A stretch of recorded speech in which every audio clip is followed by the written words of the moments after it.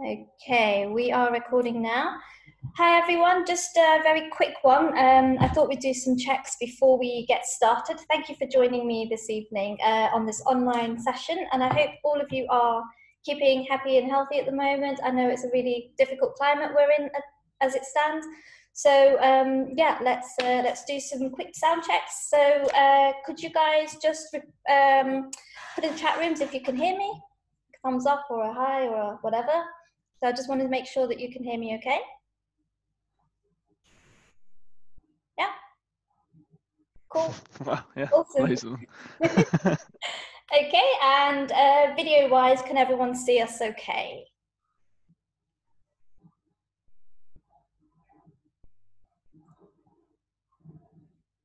Cool. Okay, this is great. Thank you all for joining me. Really, really great to have you guys come online to join us. Today we've got Jem Dejalal, who is an awesome Agile coach, very well known in the Agile circuit. Sorry, I need to watch you straight, don't I? I'm just like watching Ben over there in the screen instead. Yeah, so a little bit about Jem. Back in the 90s, correct me if I'm wrong, Jem, if I do this, but he once made the decision to become a social worker, and very soon he realized that it's a very stressful job and it doesn't pay very well.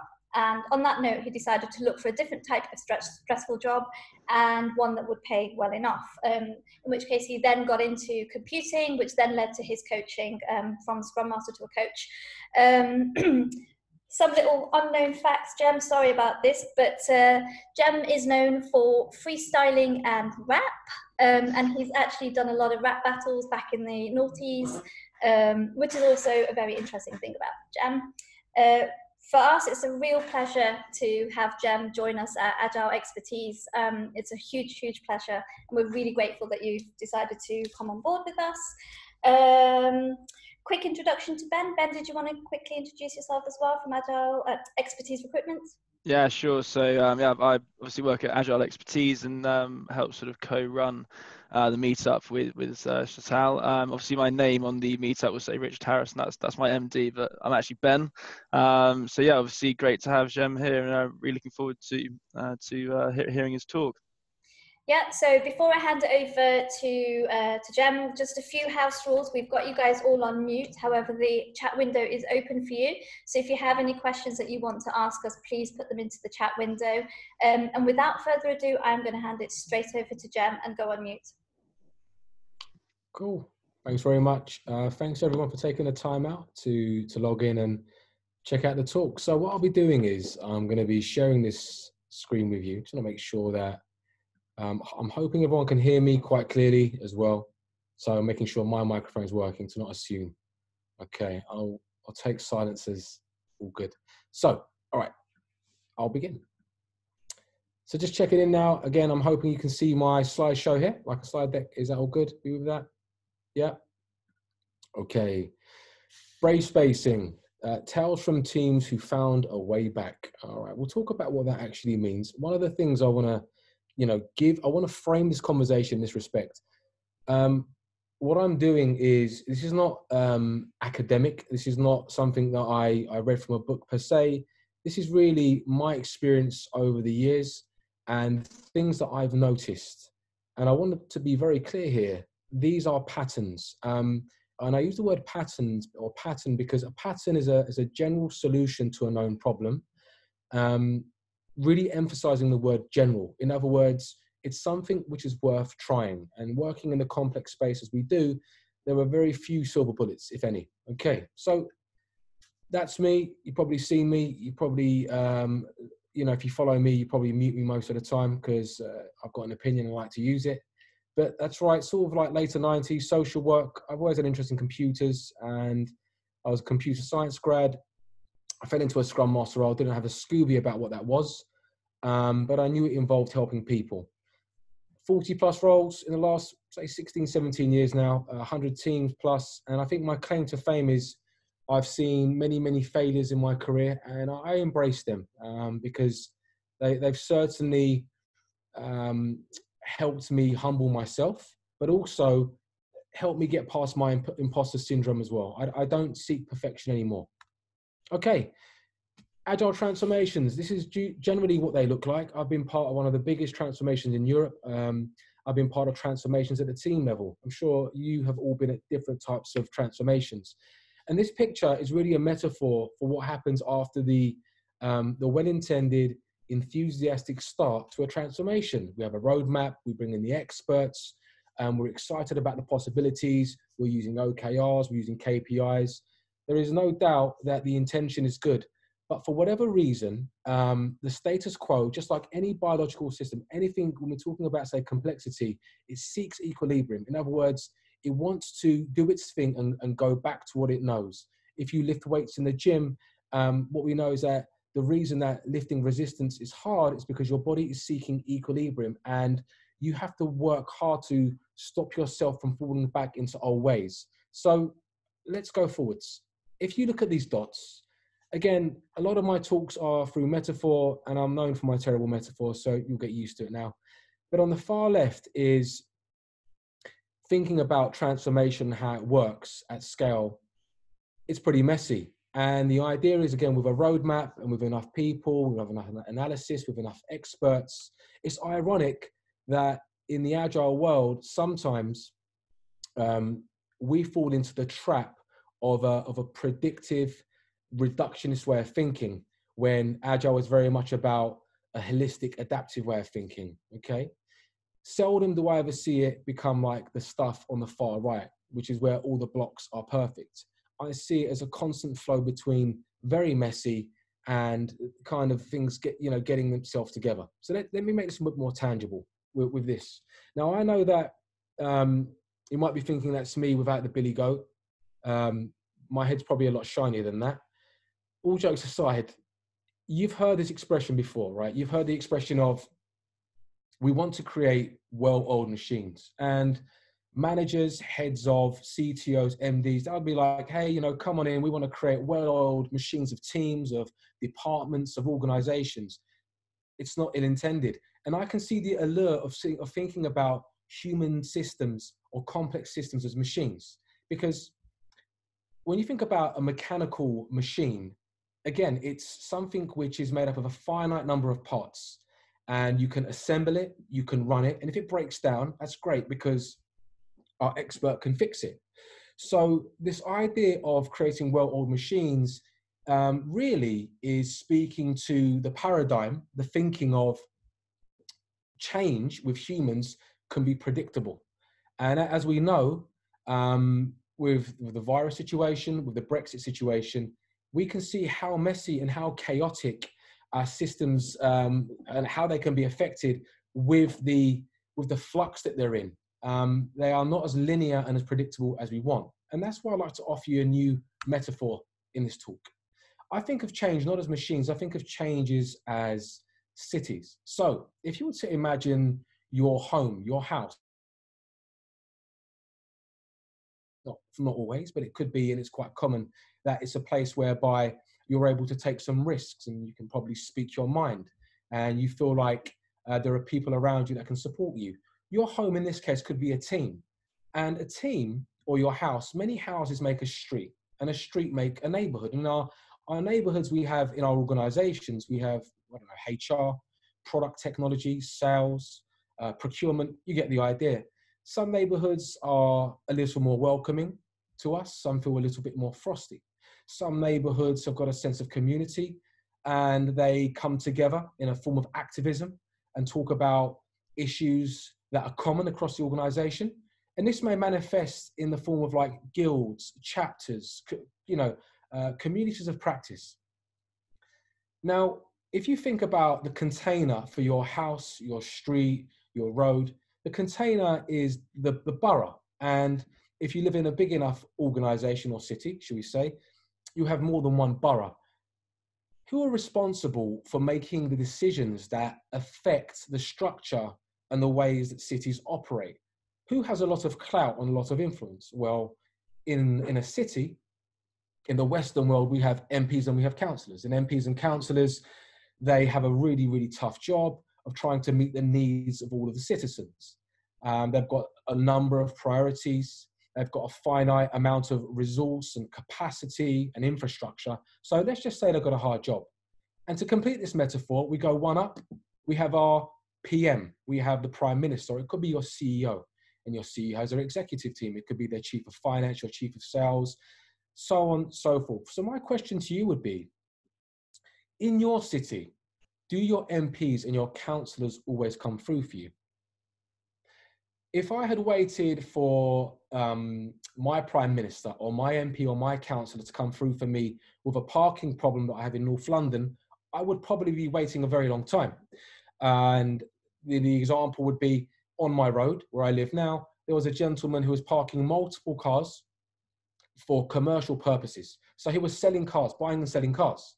Now that's not illegal, but it's something which is frowned upon. And you would hope that people would have the courtesy to not do that. But the effects of that behavior within the system of our road, our neighborhood, our houses, was that we'd have to park a quarter of a mile down the road. And there's a lot of young families where I live in the north part of London. Now, what do you think happened when I raised it with the council? Was there a level of urgency to remove the cars? No. Was it because they didn't care? It might have come across that way. But think about how inundated the council is, how inundated your MDs and your heads of are with priorities, how limited they are often with finances. What do you think happened though when more people on the road, on the street began to get affected, when more than one team, more than one house got affected? Well, we began to all call the council. Some of us went to the civic centre.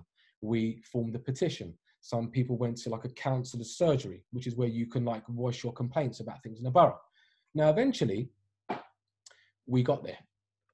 But you see, this might sound contentious and controversial, but I don't believe it's a case of if your transformation will fail, it's when.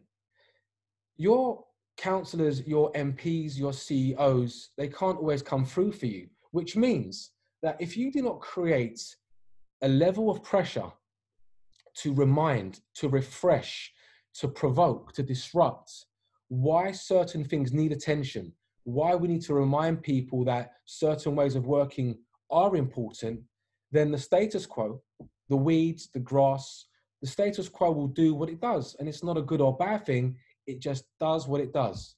And so the application of pressure in a social system is something as, as minuscule as wanting to park your car had an impact. How is this relevant to our conversation? Has anybody seen one of these before? Does anybody think they could solve this? Well, of course you can't, because it's like a novelty Rubik's Cube. It's an unsolvable Rubik's Cube. And this is a way that I try and think of organizations and needs or cities. Different colors represent different needs, okay? And inevitably, there are going to be conflicting needs. Even if you started off with your OKRs or your KPIs, cool tools like Agenda Shift that I've tried, these tools and these frameworks and methods are really, really fantastic. And we should have alignment, we should have transparency, absolutely. And we should also know that when we touch one part of a system and we try and meet one need, it can have unintended consequences in another. Just think about the number of different things that an organization is doing where they can sometimes feel like polar opposites. An organization wants to move to new ways of working, yet they have to try and appease or deliver on the existing program of work for existing customers. They want to move to some sort of, micro service architecture so they can make things deploy faster, but they have a monolith, which again is important for the delivery of the existing work. You have an organization that wants to be a servant leadership type place where people are intrinsically motivated, empowered, all that good stuff. But then you still have people in the organization who like the idea, but struggle with their own personal need for power and control. I'm trying to paint a picture that things are imperfect, and starting from this position may be more useful. Why? So as Brits, we know this as Sod's Law. The more academic version is Murphy's Law. And this is anything that can go wrong will go wrong. Now, you might see that as pessimistic or a little bit negative. But what I would say is, if you think about any sport, if you think about any complex system, if you think even about when you write requirements, if you do not entertain some of the edge cases, you are not preparing yourself to be resilient. Now, we can't possibly foresee every single circumstance, but the teams that I have joined who have found a way back, we start with the expectation of it's not if, but when things start to dip, when behaviors start to revert to the old ways of working, when we start to see people pull away from actually going forward and changing their behaviors, that is when we need to show a useful level of pressure, okay? Now, this picture is Superman, it could be Superwoman. The kryptonite, though, is when you bump into something that is what we know as a leadership problem. 2015, it was all the hype, and I was like anyone. Leadership is the limit. Leadership, that's where the buck stops. So many cool one-liners about leadership. Now, I'm not being silly. I don't have the same level of influence and clout as Sadiq Khan in London as the mayor. I'm just a citizen. But what chance do I stand? What chance does my community stand? What chance will you stand in trying to catalyze change if your response to most things it's a leadership problem? Now, there are some things which genuinely are a leadership problem, but what I'm trying to emphasize here is that if you begin to repeat this too much without trying to genuinely compel, get the data together, to influence, to make meaning of the data, to not just generate JIRA reports, but to provide some sort of narrative. If we fall into the trap of saying everything is a leadership problem, you will learn to be hopeless. And this can also be contagious. Just as being enthusiastic can be and being optimistic can, so can being hopeless. And I noticed that this was something that I was doing with teams where I started to label things as being a leadership problem. What's next? Well, we've seen the word safe quite commonly around our community. I'm not talking about the super contentious discussion on the method and the framework. I think we need a whole other night for that. But this is more to do with the understanding that people should be given safety in organizations to be effective. Now, there is psychological safety, there's something called safe space, there's something just called safe as well. But for the purpose of this conversation, I'm looking at the word safe to be free from harm or risk. Now, are you going to be free from harm or risk when you're trying to disrupt, when you're trying to refresh, when you're trying to challenge? Perhaps not.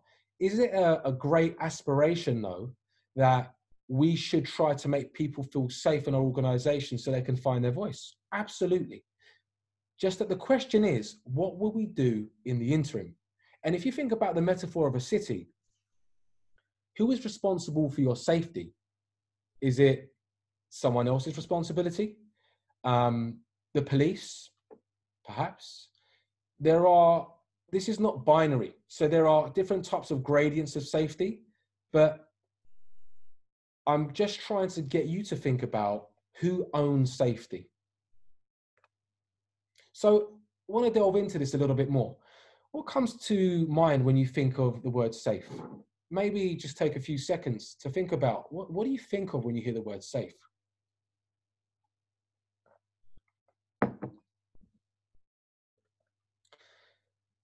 This is a definition of when we're thinking about what safety is.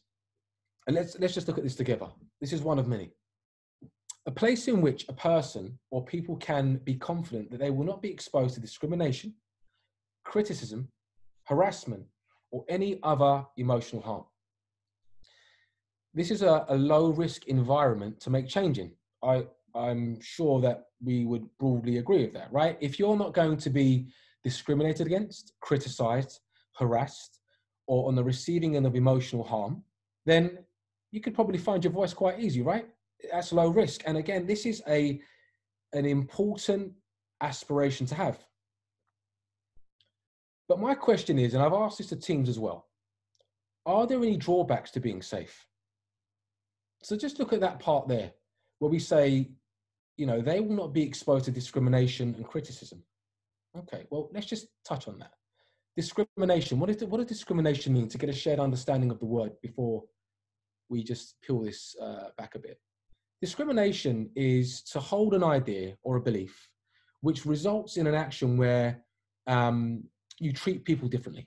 Okay, so it's like you've got a prejudice about someone or about something, and it results in you treating someone in a different way. Now, what happens if you're in a team or you're in an organization and you want to speak, but you may hold prejudgments that you're not even aware of? Think about it. In a retrospective, imagine being a scrum master and all your life you've been told that lead developers are a bad thing. Okay. You hold, likely, a belief that lead developers in every case will affect self-organization. So you hold this judgment. Okay. So you may not see it as discrimination, but you may silence that voice more in a team meeting because you may assume that the lead developer is going to take over. So is it always realistic to expect us to have dialogue with one another where we won't be exposed to discrimination? Some people don't even know that they hold prejudice to discriminate people. Just one thing to think about. Criticism. What is a criticism? Well, it's to be in disagreement with someone or an action, something they've done. Now, there's several types of criticism, but the most common ones that we know about are things like constructive criticism and negative criticism, which is whereby you attack someone and it's not as useful, should we say. Whereas we want to be able to, really explore, and if we need to get intense, let's get intense about the idea, not the person.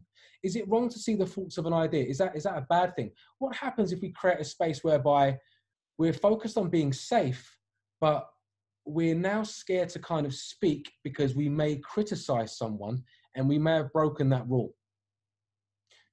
So just hold these thoughts.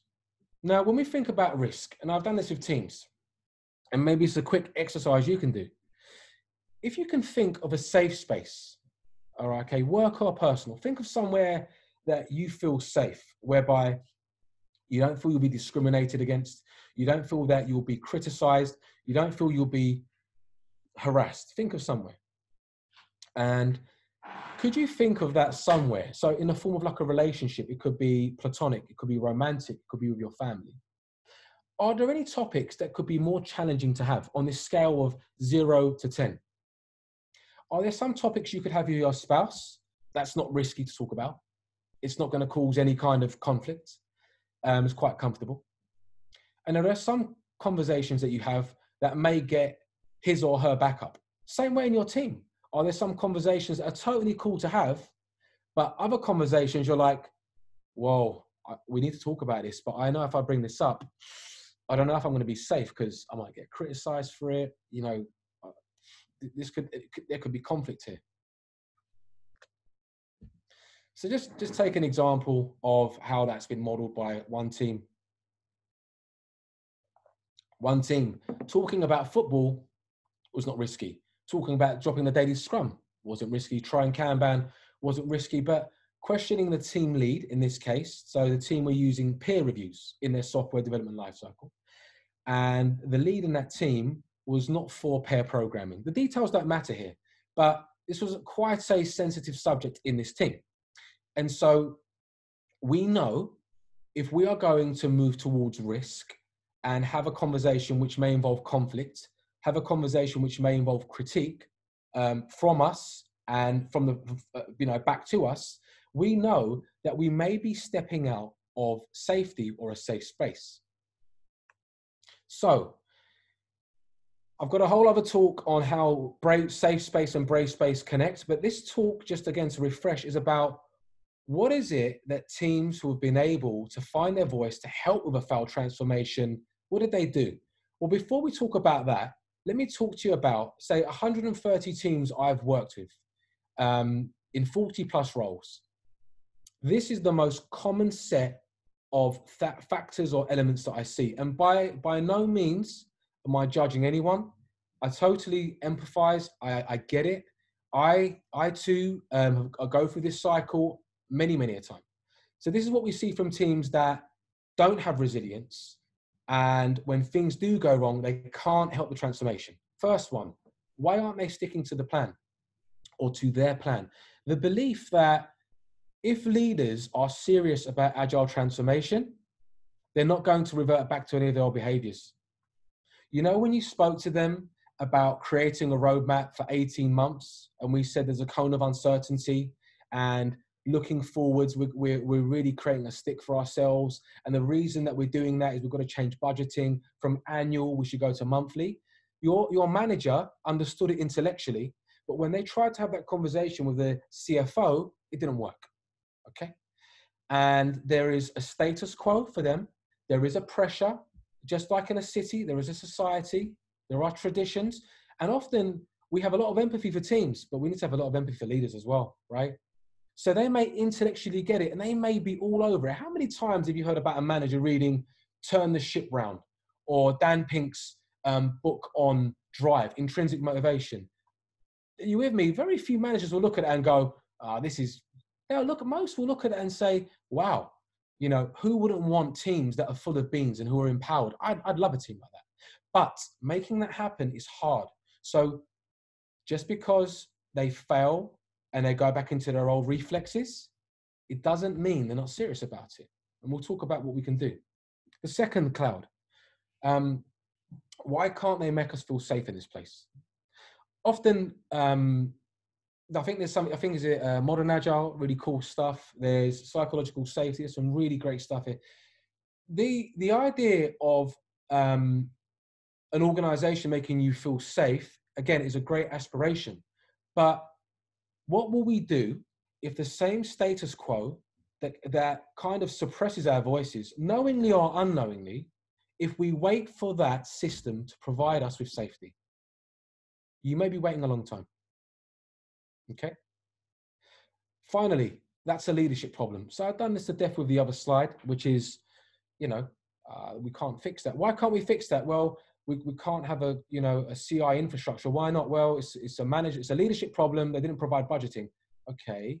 Did we demonstrate the impact of not having a CI infrastructure? Yeah, kind of. We've tried to show them. How did we show them? Did we show a cost of delay? Did we show the monetary impact? Did we speak it in a speech that management understand? Oh, no, not really. But if they were serious about it, they would do it anyway. Okay. So when transformations have kicked off, in my experience, and we're full of beans, when they nosedive, which they will, and they don't work, people begin to feel disheartened because of these elements and the beliefs that they hold. So again, just to echo what I've said, and I just want you to think about that.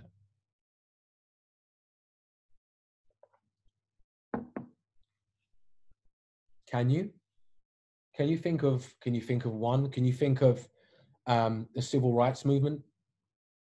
Can you think of the feminist movement? Can you think about the movement for people of different physical and mental abilities? Can you think about gay rights?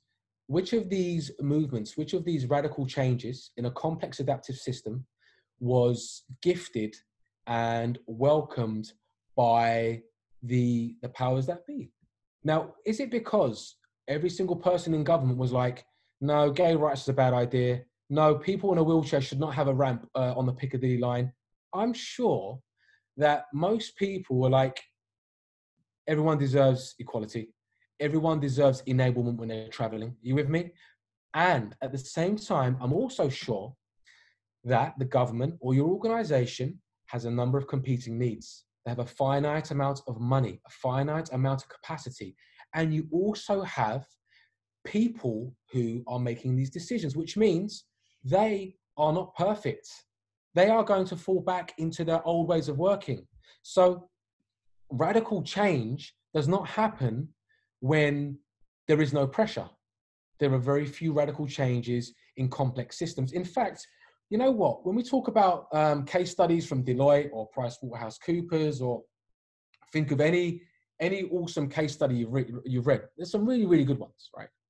We often look to organizations as a place to learn. But I wonder if we could also learn from other complex adaptive systems that have been running for far longer than organizations, which are societies, which are cities.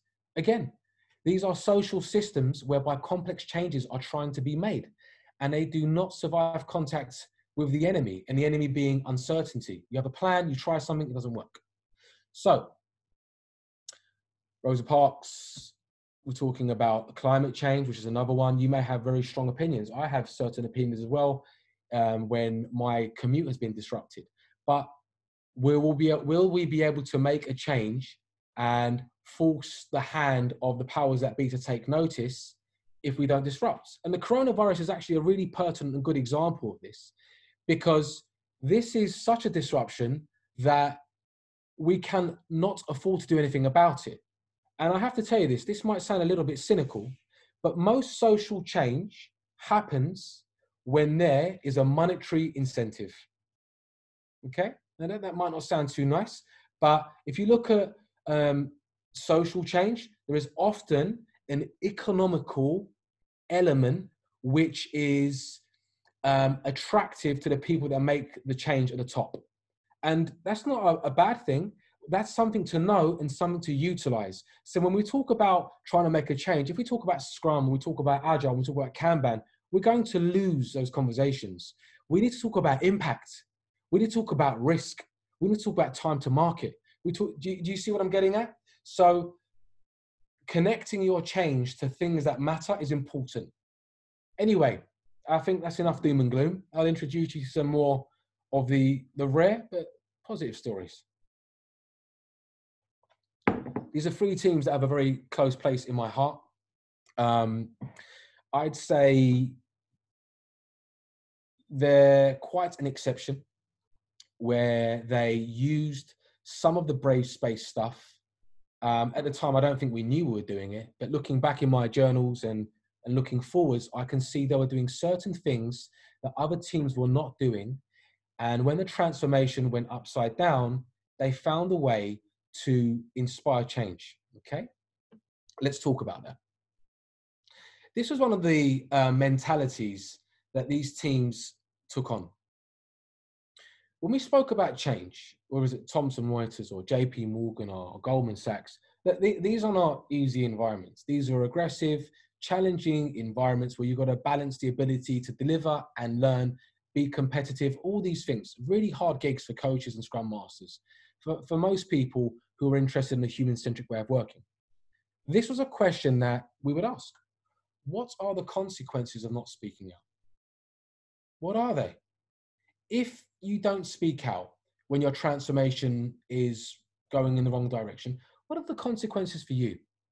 Maybe you'll just turn up to work and you'll plod along, and intrinsic motivators might be turned all the way down. You with me? Purpose, autonomy, mastery. You're getting paid, but you're just there. Is that what you want? How about for your team if you stop speaking out and the status quo grows back and you have been told there's no time for technical debt, you've just got to get it done, and you keep going with that? What's the impact of that? Is there going to be a rewrite in 3 to 5 years? When it gets deployed and it goes to the customer, reputational damage can often be far worse than delivering something late. So what I'm trying to speak to here is this is an explicit question that I would ask teams. When we talk about being able to make changes, what are the consequences of not speaking out? And there are many consequences of speaking out as well, right? To quote Ken Schwaber, a dead Scrum Master is not a good Scrum Master either, right? And on the other hand, he has another quote which says, a good Scrum Master is a couple of decisions away from being fired. Can you see the dance? The dance is, be careful, you don't get pickled, the status quo. Be careful, you don't get fired because you're shooting off the hip. Somewhere in between those two places, there is a useful way to catalyze change. Most of the people in this room, have you heard of the 5 dysfunctions of a team? Yeah, pretty bread and butter stuff to the Agile community. If you've not, I'll make this more simple. The 5 dysfunctions of a team is a fable about a leadership team who want to become highly effective in working. And they're like, if we want the people in our organization to be effective, we need to be effective. Great.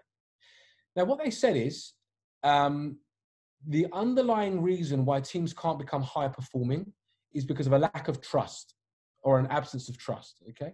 And what stops people from formulating trust is artificial harmony. Artificial harmony is like going with the flow, doing niceties, small talk. You're a bit annoyed that somebody was on WhatsApp the whole meeting, in a sprint planning meeting, but you didn't say anything. You're getting a bit annoyed that someone's coming to the daily scrum late all the time, but you say you're okay with it. And I can't tell you the number of teams that I've met that get stuck at artificial harmony and can't break through it. But there's a good reason for that, because breaking through artificial harmony requires vulnerability.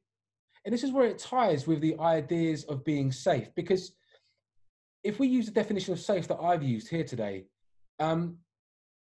to critique and to ask hard questions, conflict is very, very important in developing strong relationships with people.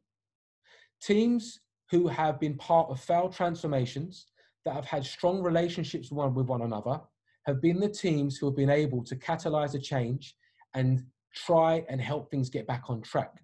But to do that, it means they've had to step out of safety. It means they've had to be vulnerable. And vulnerability is not binary. Like, do I trust my brother to drop me some shopping? Yes, I do. Do I trust my brother to look after my 2 kids under 5? I don't know if Josh could handle that. Do you see what I'm getting at? Like, vulnerability or safety with what? It's not binary. Okay. I'm going to make this more tangible as to what team's done. So let me just push forward. These are brave spacing patterns. These are things that I have looked at over the years. There is a whole group of a movement called Brave Space. There's something called ORSC, which is about systemic coaching, which I've studied from afar. There are various things that I've none of this is mine. This is just like codifying what I've experienced. Don't take it personal. We put a line through that. I'll explain that in a minute. Leadership is a behavior. It's not a role, right? This is what my pitch would be to you, to not think of it as being a role, but rather in the way that you behave. What is my rank? What is my privilege? I'll explain that in the next few slides. I know my edges. We all have our primary position. I'm afraid of heights. I'm not sure that the best way to deal with being afraid of heights is to jump out of a plane. That may take me over my age. Maybe I might watch a couple of documentaries on people who have been afraid of heights and watch them jump out of a plane. We'll talk about how this plays into brave space, how to move from safe to brave. Things will go well. Murphy's Law. Setting the paradigm and the expectations that things probably will go wrong. And how do we prepare for that? Conflict is bad. Well, conflict is not a bad thing. Conflict is just a normal thing that we all have. Conflict is when I have a need and in some shape or form, you are affecting my need. Whether you know it or not, I'm still in conflict. And conflict is very, very normal in diverse groups. And guess what most high-performing teams are? They're diverse groups. How do you welcome that? And how do you facilitate that? We'll touch on it. Things will go, we've done that. Challenge by choice instead of challenge yourself. You know, it's very popular, and I think it's very noble to invite people to do things. And I'm not saying we should tell them. We should never force people either. We're not children. And if we start a conversation by saying, instead of challenging by choice today in our retro or in our town hall or in our all hands, I really want to encourage you to challenge yourself if you can, if you are able to. Okay, so a lot of this is about priming the conversation with people. Agreeing to disagree? No, we'll put a line through that. Controversy with civility. I'll explain what that means. So before I come to the patterns, of the half a dozen teams who have found a way to bounce back from agile transformations, in other words, get things back on track. Now, I can't claim to have ever transformed the whole city or even a borough, but I think I've helped out a few houses and maybe even a couple of neighborhoods. But I've not done that alone. I've done that through the help of teams who really understand this mindset of being vulnerable literally means practicing being uncomfortable. That's what it takes. Think of your best relationships in work, outside of work. if your best relationships cannot withstand conflict, they're probably not your best relationships, okay? Because the best relationships, whether it's in 3 people or a team or a family, you can have it out, you can have the conflict, but they are resilient enough to withstand that and to work past it and to see what's important. But to do that, you need to practice. But to practice something, you've got to do it on purpose. How do you do it on purpose? This is how. So teams that bounce back, this is something that I saw a lot of. Now, this can be done implicitly or explicitly. Let me explain. Agreeing to disagree is sometimes the energy in our community is, hey, I'm a coach, right? And coaching is a pull and not a push. And coaching, we need permission. And coaching means that, you know, we have to respect the wishes of the people we're coaching, right? All of these things are important and incredibly useful. Context matters as well, though, here. If we agree to disagree in teams or in multi-meetings or in organizational conversations or one-to-one, what that means is the artificial harmony can be maintained, okay? So imagine me having a conversation with one of you right now, okay? It gets tough, it gets difficult in the retro, and you just say, do you know what? Let's agree to disagree. Might be the thing to do in some occasions, but if we go with controversy with civility, what that allows us to do, it sets up our thinking and it primes us and it sets our intention that when the going gets tough, we are going to lean into discomfort and we're going to try and work through the problem together. We might even need a timeout, but we're going to do our best to keep going and to break through artificial harmony. That is a repetition in of itself. Controversy, just to be clear on the word, is to be in disagreement, really. Civility doesn't mean you've got to speak the Queen's English and turn up with a bow tie and, you know, sit up straight. Civility just means talking in a way whereby you're not attacking someone. If you've got feelings and emotions on an issue, let it be known. That's part of what civility is as well, okay? So you could inject this into your retro. You could set this up into your ways of working. You could offer this at your town hall. You could offer this at your all hands. One pattern, not a silver bullet for sure. Don't take it personal. I'm sure you've heard this before, right? You know, you get into a really intense conversation. What we agreed was with some of these teams were, no, let's take it personal. That doesn't mean someone's going to be waiting for you after work outside Starbucks, all right? We're not at school. What I'm talking about is, actually, let me try this out. I have a conversation with you right now, and we've agreed that I won't take it personal or you won't. You say something to me that affects me. I can't control what comes into me. Are you with me? I can't control my thoughts and my feelings. You know what humans are like. Things come into you, right? Thoughts, feelings, stimulus, it happens. I can control the way that I respond or react, right? I can do that. Now, if I've experienced something inside of me and you've said something at the retro that's critiqued me for whatever reason, or part of a job that I'm doing, I might not speak out now, because if I do, you might say to me, Jem, told you, don't take it personal. And what then happens is, I'll go across the road to Costa Coffee and I'll talk about how angry I am about the way you spoke about me. And now the resentment cycle starts. Rather, if we agree to take it personal, now you can own intentions and impacts. So now I can tell you what's up. I can tell you what's happening for me. And you can develop some empathy for me. Are you with me? Like, you can understand what's going on for me now and be like, well, look, do you know what? It come across this way. This is what I actually intended. This is what I intended. And this is the impact that I wanted to make. Another repetition in breaking through artificial harmony.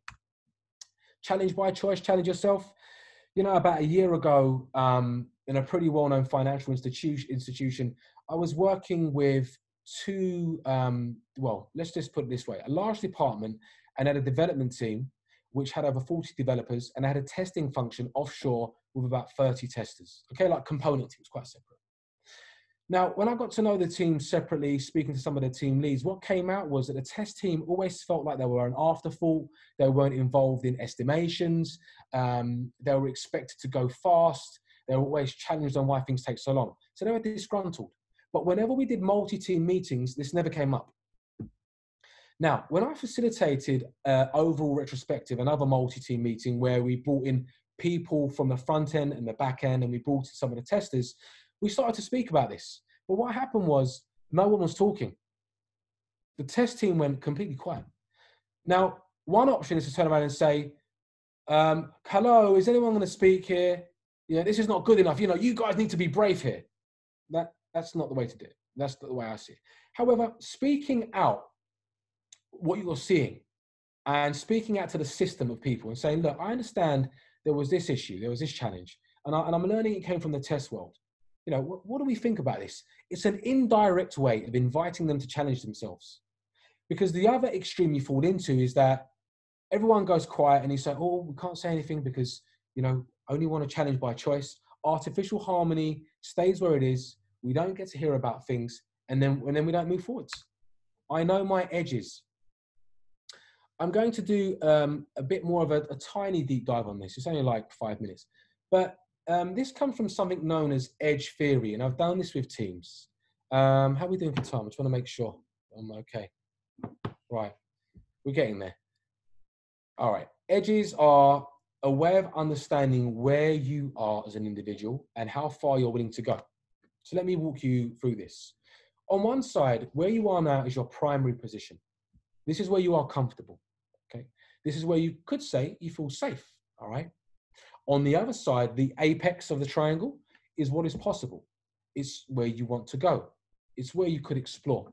Now, if you look at the first green dot with the line and the green dot, what that's trying to show you is that if you want to help people understand where they currently are, where they're safe and where they can go, you need to raise their own self-awareness of what's happening for them. Are you with me? So if you bring up an issue in a team and people are getting triggered over something, they need to be able to see that.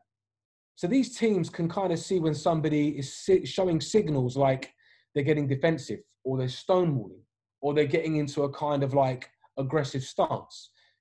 The conversation is no longer useful at this point. Maybe we need a timeout. So what we've got to try and do is help people see one another's triggers. There's a whole other bit of literature that I can show on this. And the eye is trying to show you that you are able to go towards one of your edges by watching someone else do it rather than you doing it. I'll give you a quick example. So where I work right now, they do like an all hands meeting, like a big town hall. It's really cool. It's a really cool startup as well. And there are people who want to ask questions of the CEO at the end and they want to ask anonymously, okay? The nice thing about that is they feel safe. But there are some people who want to ask questions and they don't want to be anonymous because they want to have a dialogue with the CEO, right? They want to have that conversation there and then because it's like a fishbowl activity. It's really cool. The people who can't cross their edge can look over and watch what's happening, and that can normalize the situation. That can socialize what's happening. And also what it does is, when I've asked a question in front of everyone and my buddy didn't want to ask that question, he or she may not even know me. Say they don't even know me. They may catch me at a water cooler and be like, do you know what, dude? I've been thinking about the same problems, the same dysfunctions. I feel the same way. What that allows me to now do is form some level of activism. You know, when we spoke about your organization is like a city, we spoke about people coming together with common interests. If you cross your edge, it can inspire others to think about doing it themselves. What we don't want to do, though, is force people over their own personal edges, because then they may have such a bad experience, they won't explore it again. So activism is the theme we spoke about. Where does activism happen? So think about the teams. I just want to let's just reiterate very quickly here. Let me keep the picture clear. Agile transformations, when they often fail, people lose heart and become disheveled because of the beliefs that they hold. The beliefs that leadership won't fall back into their reflexes. The beliefs that leadership are, it's all on them and they need to make decisions and I can't do anything. And the final belief that I need to be made safe before I make this decision. In order for us to try and get our transformations on track again, we need to create a level of stimulus and a level of disruption from the bottom up. Creating that disruption means that people need to learn to become uncomfortable they need to become more comfortable being uncomfortable. In other words, they're going to be more brave, more vulnerable in their teams and outside of their teams. But to do that, they may benefit from a workout of using different practices or patterns, should we say, that gives them that confidence to try it out. Now, activism, which is bottom-up change, these are different places that we saw in those teams. Man, you're doing your daily scrum, people are speaking out, asking things which are not popular questions. Don't think that people don't listen to your daily scrum. People can hear it, okay? Bravery is contagious. Bravery is not being reckless, by the way. Bravery is being able to speak truth to power, all right? It's being able to call things out. People may catch you up after your daily scrum. They may see a little whiteboarding session, want to come and have a conversation. They may want to put a guild up. They may want to put a chapter up. They may want to propose something to management and relate data back and make a case for change that wasn't done before. The canteen. Don't underestimate the bread and butter basics of humans. Eating, socializing. This is another forum whereby people talk and trade ideas and activism can start. And the same way, again, through these kind of social activities in the other picture. Town halls is another one. If you see people asking tough questions and contentious questions, it can invite others to speak with you after, those who don't want to speak out. And again, multi-meetings. You go to a sprint review, right? And one of the things that I saw a lot with the teams that really tried to create change through activism from the bottom was they weren't afraid in a 40, 50 person sprint review to speak up about, look, our understanding of the product was this, and now we're seeing a change of direction. What's up with that? That's contagious. So what I'm trying to show you is forums, meetups, guilds, chapters, surveys. These are networks. These are different places where people come, they create for common interests and challenges to create change. Rank and privilege. Let me touch on this. This is another pattern. Okay. Every single person has a privilege, whether you know it or not. It just depends. So in a team, we may say, well, hey, what's your privilege? And they're like, what do you mean? Well, I don't have any privileges here. A privilege is being at an advantage. If you are a developer, even if you don't have a role of senior, you may have a reputation for knowing your stuff about a certain domain. And when you talk about it with the team, people listen. They take you seriously. They give you space and you get the microphone a lot. Whereas when other people who don't have the same reputation yet, or for other reasons, they don't get heard.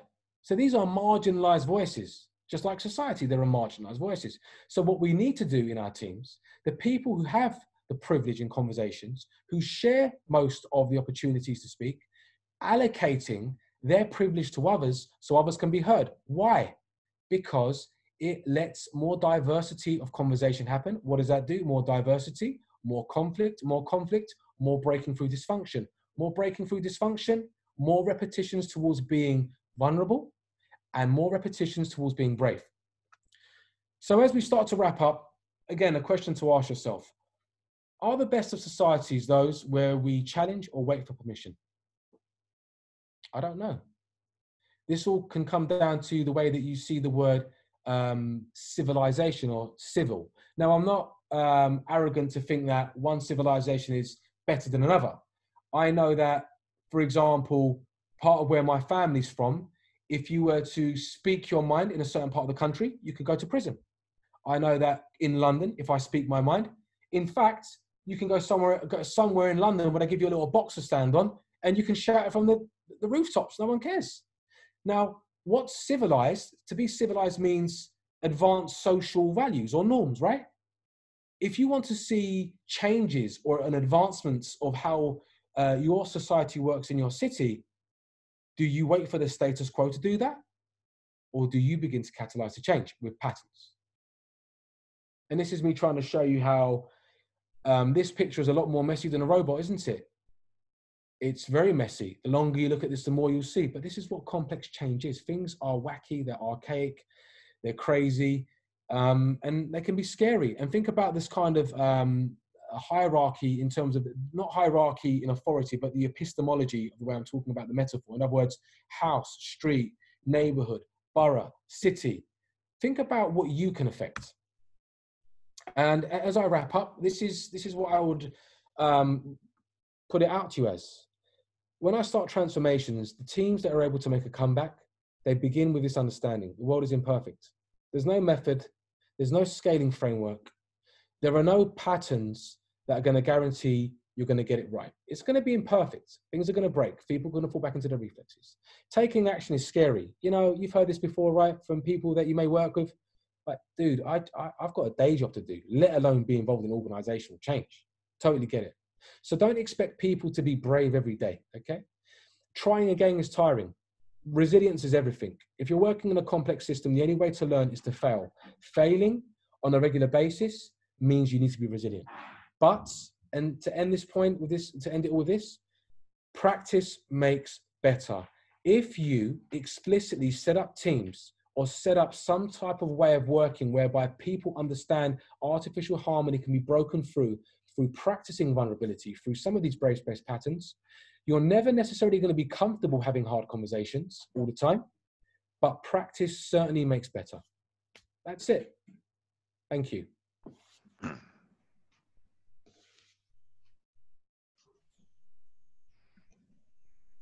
Jem, that was absolutely incredible and really, really insightful. Thank you so much.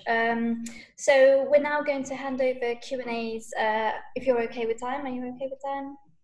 Yeah. So, you know, I did say in the meetup group that we're going to give our audience a chance to interrogate you. So, yeah. So if anyone's got any questions, please can you put them in the chat window, and then one by one we'll unmute you, so that we don't actually hear any background noise, because you know, I know about background noise. My cat meowed recently and it was quite chaotic. So, yeah.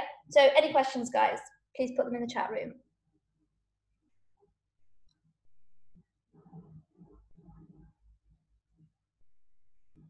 Okay, in the meantime, I have a question while we're waiting for everyone else to put their thoughts together.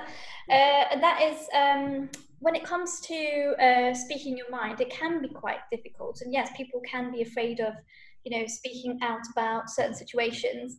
How do you, so the fear of appraisal is one thing that always tends to sit in people's brains when, especially when teams, or you might be, you know, the odd one out, or you might be judged as a result of you speaking out. How have you found, what's the simplest route that you've taken that allows people to speak their minds without feeling judged, discriminated, vulnerable? Mute myself. I think one of the ways to approach this is that you know, we've got this saying of treat people the way you want to be treated. Yeah. I kind of feel that I try not to make that assumption, because everybody has needs and we may go about meeting those needs in different ways, right? So I don't assume that you should show your vulnerability like me. It may come in different forms. So instead of doing that, I like to lead by example. Are you with me? If I join a team or an organization, I certainly make it clear, like, when I don't know anything. If I don't know anything about what's going on, I'll be very clear. In fact, I love opportunities to say, I'm a little bit weak on this. I'm not clear on this. In terms of, again, vulnerability, helping people through it, we have to be mindful about trying to do it too early. You hear what I'm saying? And like, if you go in and you're like, you know, you have to be brave, you better be brave. And that sounds silly. But having rapport with people understanding you're sincere, and also thinking outside of the box. You know, if you're on a retro, for an example, let's just go micro, and you can see there's someone who's always quiet and they find it hard to speak. There's nothing in the guide or a rule book that says you can't just have that one-to-one conversation. People may feel more comfortable showing vulnerability in a smaller group before a bigger group. And when somebody has shown vulnerability in a not super corny way, but in some way to illuminate what that took to do that. Don't downplay that, and let people see that, because what that can do is it can move people towards their edge. Are you with me? Like, hey, did you see just what happened there? Like, wow, wasn't that interesting? They may be moving towards the edge and taking a look at jumping out of the window, but they're not thinking it like that. They're just thinking, that's cool. You know, Bob spoke up today. I wonder if I could as well. So again, this is more of an essence that I think about rather than a blow by blow, but showing vulnerability is a very quick way to connect with people and to perhaps let them let their guard down eventually. Thank you. That's a great answer, and yeah, really resonates. Okay, we have Mark, so I'm going to just unmute Mark because he has a question. Where is it? I can see it in the chat. Hey, Mark. Hear me now? Hi. I can hear you now. Hey, Jem. Well, great. It's a great talk. Thanks very much. Really insightful. Thanks for that. Yeah, I just really wanted your view on really the impact organizational culture can have on any success in business transformation and how important the culture is in terms of supporting any chance of driving change. It's really interesting, Mark. I suppose just to get a shared language with you, when I think of culture, there's many definitions of culture, but I like Schneider's version. He says, like, the way we do things around here. And in terms of organizational culture, I think it's absolutely, it's everything. It's imperative, because if the way you do things around here is known and understood, and it allows people to make experiments, it allows people to fall into more of a servant leadership role, it allows people to be more intrinsically motivated. You know, who wouldn't want that? But one thing to add on to this what I would say is, I don't think you can affect culture. Culture is something which is like a lagging indicator to me. It's like it's already happened. I think if you want to affect culture, Craig Larman talks about this quite a bit, we have to look at structure. So can I just extend just a bit more to give you an example? Yeah. I'm going to use my terrible metaphor of a Victoria sponge cake. So everyone knows what a Victoria sponge cake is. If you don't know what it is, you're missing out. They're very good for stress, especially for times like this. So a Victoria sponge cake is made up of a few elements, right? A bottom sponge, cream, jam, and top sponge. Imagine you have a structure where you have a team making each of these elements, right? Okay. And I imagine you have a manager for each of the team members for these elements. If I'm incentivized to only make a bottom sponge, and Mark, you're only incentivized to make the cream, and Sheetal, you're only incentivized to make the jam, that's going to have a direct impact on the way that we work, right? So the culture is being affected. The culture is now being affected by the structure, because I am being incentivized to make as many bottom sponges as possible. You're being incentivized to make as many buckets of cream as possible. Sheetal, do you get the idea? Whereas some teams are structured in a way whereby they're incentivized to make as many cakes as possible. And now I'm not thinking about making as many elements of sponge, or you're not thinking about elements of cream. I'm just thinking about the bigger picture. So there's no right or wrong here. But what I'm trying to say really here is, if you want to affect culture, which is absolutely important, you've got to talk about structure. And the hard thing about that is it means, well, think about how the managers may feel if you start saying, we're going to harvest your teams and put them into different ways of working. So there's, you know, there's all types of human impact involved here. I hope I haven't harped on too much, but I thought I'd add a bit of color to the answer on structure and culture. Oh, cool, that's great, thanks, Jim. Thank you. Thank you. Thanks, Jem. I think everyone's probably waiting to get their dinners now. I'm hoping, well, I know I've not eaten yet, so I'm hungry. But Jem, this was fantastic. Thank you so much for pivoting thanks to the virus. So we're going from, you know, an on-site meetup to an off-site meetup. So, you know, it's been really insightful, Jem. Are there any more questions? I don't think there are. Ben, would you like to say a little something? Yeah, I think really interesting talk that, Jem. One of the best ones we've had. If you're interested in learning about brave space patterns actually in practice, feel free to reach out on LinkedIn, and I'll be happy to share more. Thanks, Jem. We'll make sure that your LinkedIn is added to the comments box in the meetup. Yeah, without further ado, I'm going to say thank you, everyone, for joining me at this hour, and have a nice evening. Take care. Thank you. Bye. Bye, everyone. Thank you.